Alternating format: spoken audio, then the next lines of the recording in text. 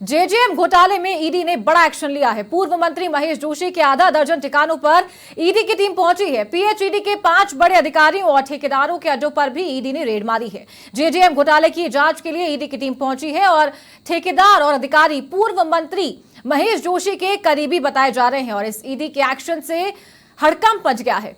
तो पूर्व मंत्री महेश जोशी के करीब आधा दर्जन से अधिक ठिकानों पर ईडी की टीम पहुंची है और समय सुबह करीब 6 बजे का बताया जा रहा है जब ईडी की टीम पहुंची है और अब पूछताछ की जा रही है। लगातार ईडी को इनपुट मिल रहा था।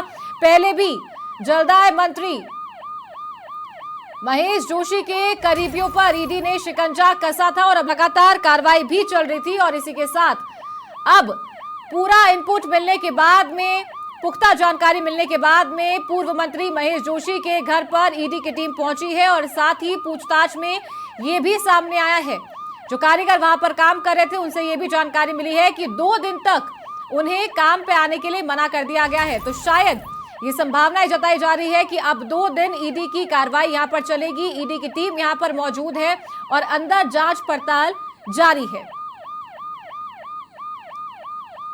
तो जलदाय विभाग में लगातार फर्जी टेंडरों को लेकर भ्रष्टाचार की बातें सामने आ रही थी। कई हजार करोड़ के टेंडर्स का घोटाला किया गया था, फर्जी टेंडर्स जारी किए गए थे और साथ ही अपने करीबियों को फायदा पहुंचाने के लिए भी ये जो टेंडर्स हैं ये ठेकेदारों को दिए गए थे और इसको लेकर लगातार समाचार प्लस ने ये मुद्दा प्रमुखता से उठाया था और अब लगातार इनपुट मिलने के बाद में आज ईडी की टीम ने पूर्व मंत्री महेश जोशी के कई ठिकानों पर दबिश दी है और साथ ही जो अन्य अधिकारी और ठेकेदार जिनके ठिकानों पर ईडी की टीम पहुंची है वो भी मंत्री महेश जोशी के करीबी बताए जा रहे हैं। और अधिक जानकारी के साथ हमारे सहयोगी लीलाधर लाइव कनेक्ट हमारे साथ, सीधा उनका रुख करते हैं। लीलाधर, आप इस वक्त पूर्व मंत्री के घर के बाहर मौजूद है, क्या कुछ हलचल देखी जा सकती है? ईडी की टीम यहां पहुंची है, कार्रवाई अंदर जारी है।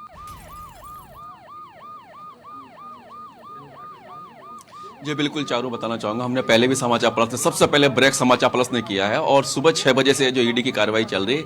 यहाँ पर 3 जो गाड़ियाँ जो प्राइवेट गाड़ियाँ हैं वो आई हुई है और हालांकि यहाँ पे जो क्षेत्रीय जो बात करें एसएचओ है वो भी यहाँ पे है, पुलिस प्रशासन के भी है, ईडी के अधिकारी भी है और यहाँ पर अंदर जाने के लिए किसी को भी का इजाज़त नहीं दी गई, चाहे वो यहाँ पे सफाई कर्मचारी हो, चाहे यहाँ पर कोई जैसे उनके घर में जो काम चल रहा है, पेंटिंग करने वाले हैं, रंग पेंटिंग करने वाले हैं, टाइल्स लगाने वाले हैं, ऐसा कोई व्यक्ति नहीं है जो यहाँ पे उनका एंट्री दी जा रही है। और जो घर वाले हैं वो सब अंदर की तरफ है, बाहर की तरफ कोई ऐसा दिखाई नहीं दे रहा कि जिससे कोई इनपुट मिल सके कि हाँ भाई अंदर क्या कार्रवाई चल रही है। परंतु अभी तक अंदर जो कार्रवाई चल रही है उसका खुल के अभी खुलासा नहीं है, परंतु जहाँ तक ईडी की कार्रवाई है, ईडी को इनपुट मिला उसके बाद ही ये कार्रवाई की गई है और सुबह 6 बजे से कार्रवाई चल रही है। और अभी आप यहाँ देख सकते हो, मेरे कैमरामैन सहयोगी आपको बताने की कोशिश करेंगे कि यहाँ पे जो पुलिस प्रशासन यहाँ पे दिखाई दे रहा है और यहाँ पर पुलिस अधिकारी भी है। यहाँ पर गाड़ी देख सकते हैं, यहाँ पर एक गाड़ी देख सकते हैं, उस पर लिखा हुआ है सदस्य राजस्थान विधानसभा। ये जब महेश जोशी मुख्य सचेतक थे उस समय की गाड़ी है, मतलब ये कहना पड़ रहा है कि महेश जोशी अंदर है। आप इसका अंदाजा लगा सकते हैं कि स्कॉर्पियो खड़ी है, इस पर भी राजस्थान विधानसभा दिया। मेरे कैमरामैन सहयोगी आपको दिखाने की पूरी कोशिश करेंगे।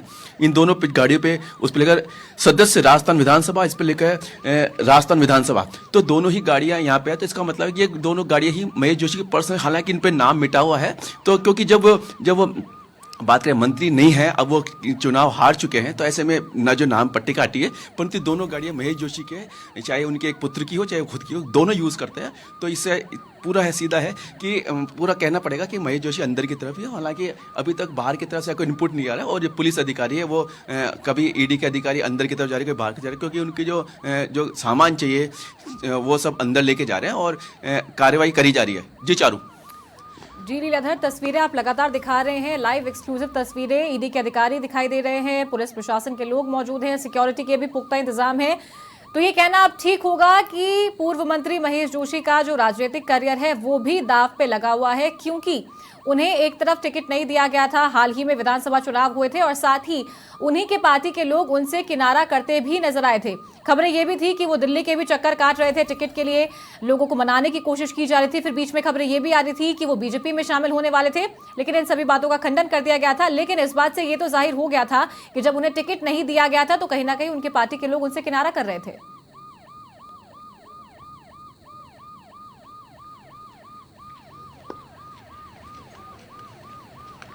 जी बिल्कुल चारू, आपने बिल्कुल सही कहा। जहाँ तक किनारा करने की बात है, पार्टी ने किनारा कर लिया। उनका जो हवामहल विधानसभा से मंत्री थे, विधायक रह चुके हैं और सांसद रह चुके हैं, परंतु पार्टी की ओर से उनको टिकट नहीं दिया गया। तो कहना पड़ेगा कि आला कमान ने उनके साथ किनारा किया, उनको टिकट नहीं दिया, क्योंकि जल जीवन मिशन जो केंद्र सरकार का प्रोजेक्ट था उसको लेकर जो खामियां देखी गई, उसमें जो भ्रष्टाचार के मामले लिप्त है वो देखे गए। क्योंकि जो बात करें, मंत्री हैं किरोड़लाल मीणा, जो पहले सांसद थे, उन्होंने कई बार आरोप लगाया, Bharatiya Janata party press conference भी की, कई काफ़ी मुद्दे हमेशा समय समय उठाते रहे और ईडी में कार्रवाई भी की मांग की।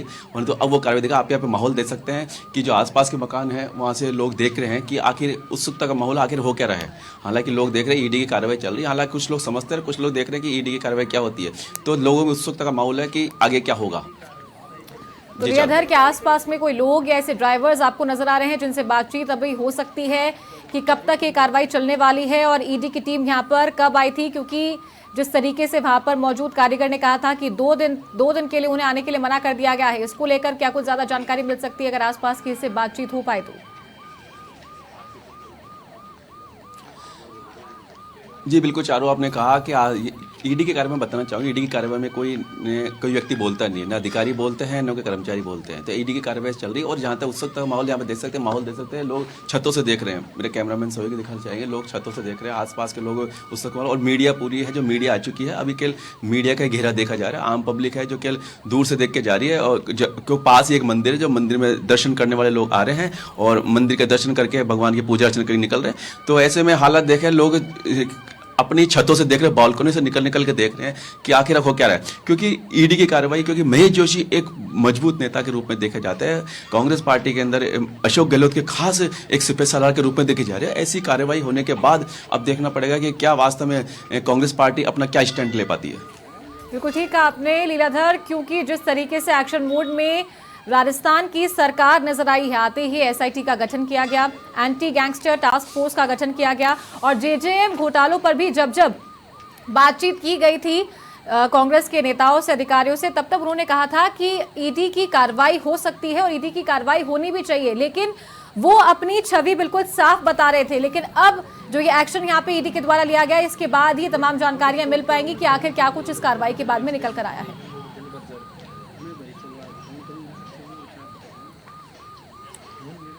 जी चारू, बिल्कुल आपने सही कहा। जहाँ तक बात करें ईडी की कार्रवाई के बाद महेश जोशी के ऊपर जब कार्रवाई की जा रही है, क्योंकि पूर्ववर्ती कांग्रेस सरकार के समय ऐसा कुछ नहीं हो पाया था, तो उसको देखकर अब जो भारतीय जनता पार्टी की भजनलाल सरकार आई है, उन्होंने एसआईटी गठन किया है। तो उसके बाद जो भ्रष्टाचार पर रोकथाम की बात की जाए, पेपर लीक जैसी मांग के कई ऐसी जो मामले उनको लेकर जो भजनलाल सरकार है सक्रिय रूप से नजर आ रही है। और प्रदेश में सुशासन लाने के बाद भारतीय जनता पार्टी ने पहले भी की थी, जो भ्रष्टाचार के मामले हो, ऐसे कई मामलों को लेकर जो अब भारतीय जनता पार्टी कार्रवाई करने को जा रही है। जी चालू। चलिए लीलाधर, आप बने रहिए हमारे साथ, दोबारा आपका रुख करेंगे और लाइव विजुअल्स आप दिखाते रहिए। और इसी के साथ हमारे वरिष्ठ संवाददाता जितेंद्र शर्मा फोन लाइन पर हमारे साथ कनेक्ट है, उनसे जानना चाहेंगे। लगातार जितेंद्र, इनपुट मिल रहा था ईडी को, जिस तरीके से आपने समाचार प्लस पर यह खबर प्रमुखता से चलाई थी, ईडी के रडार पर थे पूर्व मंत्री महेश जोशी, आज उन पर एक्शन लिया गया है, राजनीतिक करियर उनका दबाव पर है, टिकट भी उन्हें नहीं दिया गया था।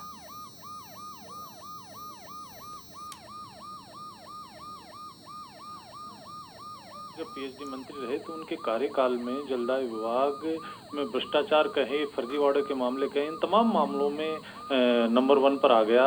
ये लगातार मीडिया की खबरें और जो विभिन्न जो डिजिटल प्लेटफॉर्म थे उनके माध्यम से, शिकायतों के माध्यम से सामने आ रहा था। अब किस तरीके से जलदाय विभाग में एक तरीके से जो कमीशन खोरी के बाद में जो ठेकेदारों से और इंजीनियरों से लूट खसोट की गई थी, ये तमाम चीजें कहीं ना कहीं अब धीरे धीरे सामने आ रही है। क्योंकि जेजेएम का जो सबसे बड़ा फर्जीवाड़ा था जो राजस्थान में हुआ, पूरे देश में उसी का परिणाम रहा। आज राजस्थान सबसे पिछड़े हुए राज्यों में है ना। दूसरी चीज है, जो 22,000 करोड़ के टेंडर जो जनवरी 2021 में ही हो जाने चाहिए थे, तब से स्वीकृत हो गए थे उन टेंडरों के और टेंडर आमंत्रित किए जाने थे, लेकिन 2 साल तक ये टेंडर सौदेबाजी में अटके रहे।